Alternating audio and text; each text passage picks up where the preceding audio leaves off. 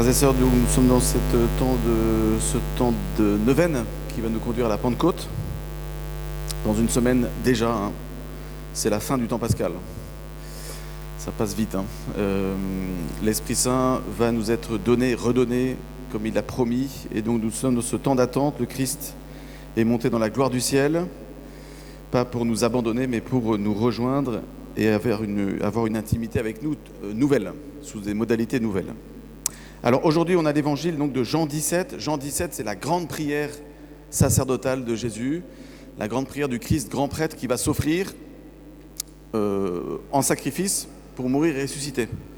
Juste après le chapitre 17, vous avez les chapitres 18 à 21, les 4 derniers chapitres, c'est ça, de l'évangile qui vont nous conduire au récit de la passion et à la résurrection. Donc c'est la dernière grande prière que Jésus fait juste avant d'entrer dans le Triduum pascal. Donc c'est ses dernières volontés, si vous voulez, ses dernières recommandations. Et cette prière, alors on en a une petite séquence aujourd'hui, elle est très longue en fait, le chapitre 17 c'est assez long, et c'est une grande prière pour l'unité.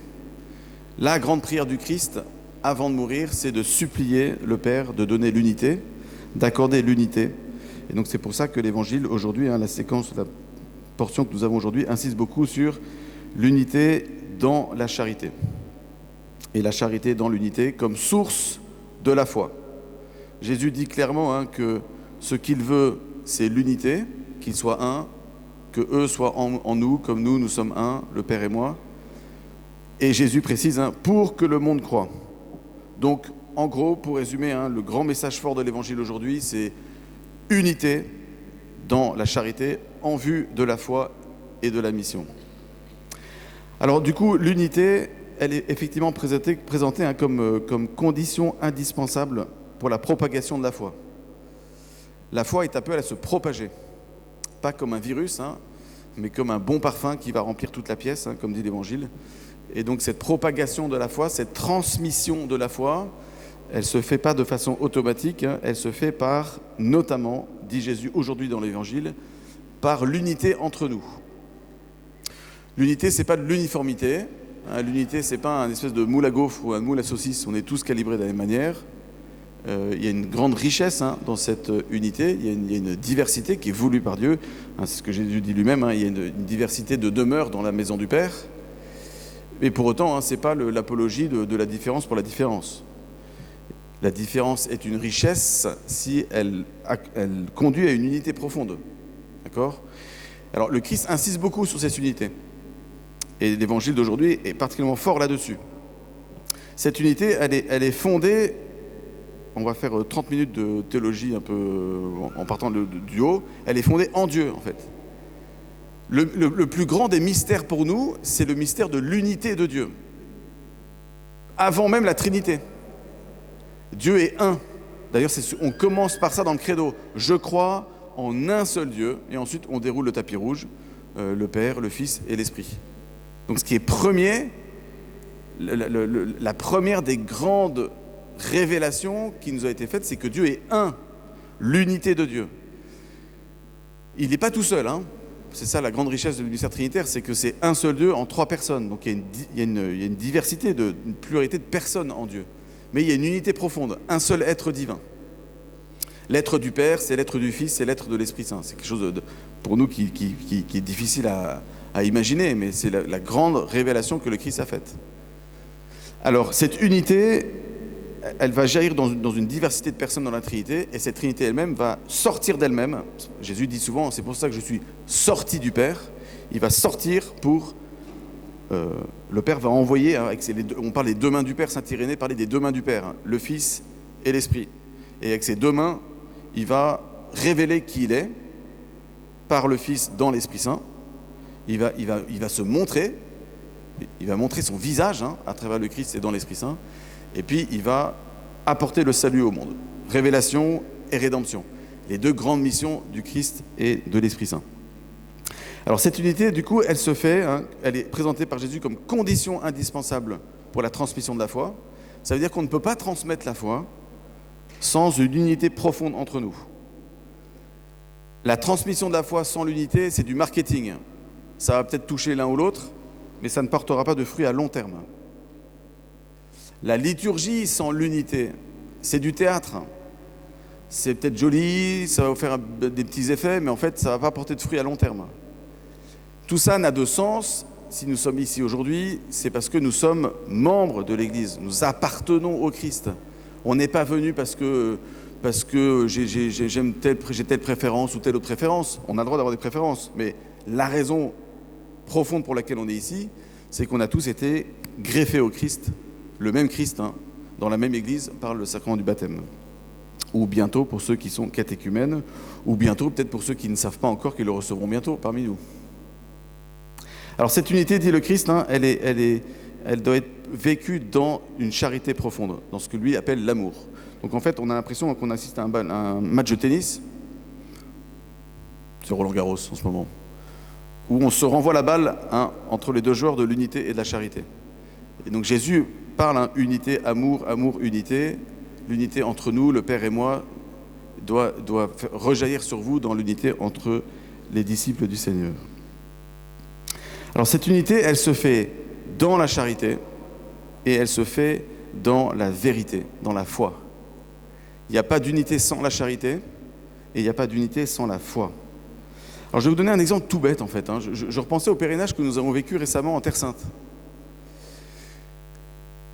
En y réfléchissant avant, pendant et après, au retour, là, on a redécouvert des éléments tout simples, en fait, de ce que Jésus dit dans l'Évangile aujourd'hui. On est parti dans un groupe de pèlerins, d'une cinquantaine, et on a vécu, alors la majorité ne se connaissait pas, on a vécu une fraternité profonde, simple. Fraternité par le fait qu'on soit ensemble, par le fait de se parler les uns les autres, par le fait de prier ensemble, par le fait de manger et boire ensemble, par le fait de marcher ensemble, par le fait de découvrir des sites nouveaux ensemble, par le fait d'entendre l'écriture ensemble. Il y a quelque chose il y a quelque chose qui se passe, quoi. On n'est pas parti en vacances ensemble. C'est bien de partir en vacances, mais là, on est parti en pèlerin. Et donc cette expérience ensemble a forgé une fraternité. C'est pas le seul moyen de forger une fraternité, mais c'est un moyen parmi d'autres, particulièrement fort. Une fraternité qui découle du coup sur une charité nouvelle. En fait, on finit par s'aimer les uns les autres. Et certains d'entre nous qui disaient, au début, je suis arrivé dans ce groupe, il y en a, mais on est tous pareils. Vous arrivez, vous dites, lui ou elle, a priori, ça va bien se passer. Lui, ou le couple à bidule, ils sont austères, ils sont comme ci, ils sont comme ça, ils sont habillés comme ci, ils sont mondains, ils sont de tel arrondissement, ils habitent des critères, Non mais on est tous pareils, non. Bon, et alors ces trucs-là s'effondrent au fur et à mesure du pèlerinage. Parce qu'en fait, vous parlez avec des gens avec qui vous n'avez jamais parlé avant, et vous découvrez que finalement, la Madame Michu ou le Monsieur Gaston, il est sympa en fait. Il y a des belles choses en lui. Bon, c'est tout simple ce que je vous dis, et on finit par s'aimer davantage. À la fin, on s'aime plus qu'au début. Peut-être qu'on peut être agacé un peu plus par certaines personnes à la fin qu'au début aussi, parce qu'on n'est pas des anges et on n'est pas Jésus ni la Vierge Marie. Mais il y a quelque chose de fort qui est donné. Ce truc fort, c'est pas un sentiment, c'est d'abord une grâce qui est donnée par la prière, par la méditation de l'Écriture. Fraternité, charité, et de cette charité naît une unité, pas une uniformité. On n'est pas tous pareils, et c'est pas le but. Mais il y a une unité profonde qui se joue. Et de cette unité vient un enracinement dans la foi, plus profond, et un désir de la mission plus grand. Et on rentre au bout de 10 jours, et on a le feu. Alors après, il faut l'entretenir, le feu. Mais il y a quelque chose de fort. Alors ça, on est tous appelés à le vivre, en pèlerinage ou pas en pèlerinage, mais l'idée que nous montre Jésus, c'est mettez-vous ensemble, arrêtez d'être tout seul, mettez-vous ensemble. C'est pour ça que sur la paroisse, par exemple, on vous propose d'abord l'accueil, le ministère d'accueil. Je vois Antoine au fond, avec son écharpe orange, et tous les autres qui font l'accueil. C'est important d'être accueilli. Le début du pèlerinage, c'est fait par un accueil. L'entrée dans l'église se fait par un accueil. Et puis les fraternités. Les petits groupes, c'est un lieu tout simple de faire un pèlerinage en Terre Sainte à domicile, moins cher, plus fréquent, plus court. Et l'idée, c'est ça, en fait. L'idée, c'est de vivre l'Évangile. L'idée, c'est de partir de cette unité pour ne pas vivre sa foi seul. Ça, c'est l'une des tentations du démon, de nous laisser seuls, de croire qu'on peut sauver le monde tout seul, qu'on peut évangéliser tout seul, qu'on peut se sanctifier tout seul. Il n'est pas bon que l'homme soit seul. C'est valable aussi dans une vie paroissiale toute simple et une vie de foi toute simple.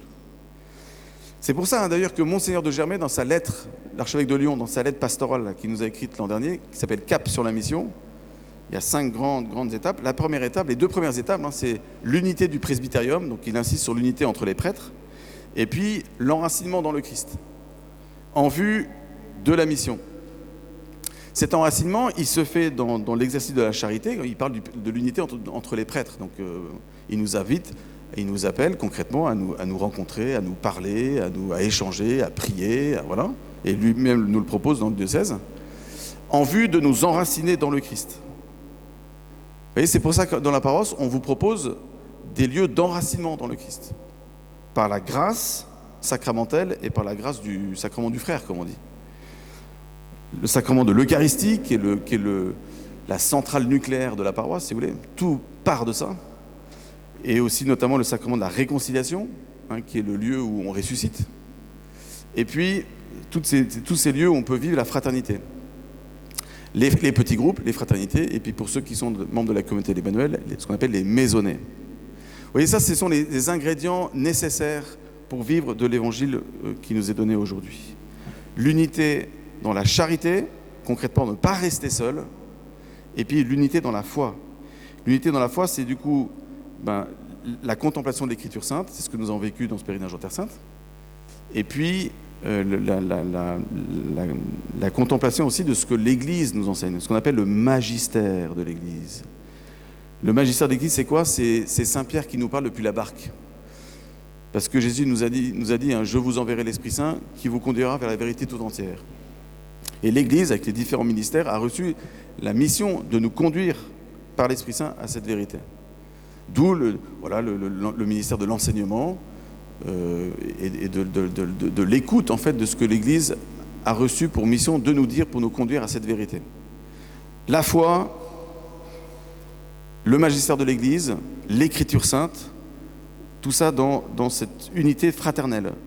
Dans ces petits laboratoires de fraternité, nous sommes appelés à vivre de cette charité et de cette communion dans la foi. Si on vit tout ça, c'est simple, il n'y a pas de... Alors ça se décide. Je vous invite, dès maintenant, en vue de la rentrée prochaine en septembre, à réfléchir sur la manière dont vous pouvez vivre de cette fraternité dans la paroisse. Si vous n'êtes pas en fraternité encore, je vous invite à rejoindre une fraternité. Voilà. Ou à rejoindre un service, une mission, alpha, un parcours, je ne sais pas, mais pour ne pas rester seul. Le danger sur lequel le Christ veut nous mettre en garde, c'est de rester seul et de croire que je peux être chrétien tout seul, que je peux être missionnaire tout seul, que je peux vivre de la charité tout seul. Voilà, que le Seigneur nous donne la grâce, durant cette messe aujourd'hui, de rechoisir l'unité, de rechoisir la charité et de prendre des moyens concrets pour ne pas laisser cette unité et cette charité de manière vaporeuse, mais pour la rechoisir concrètement au sein de notre paroisse. Amen.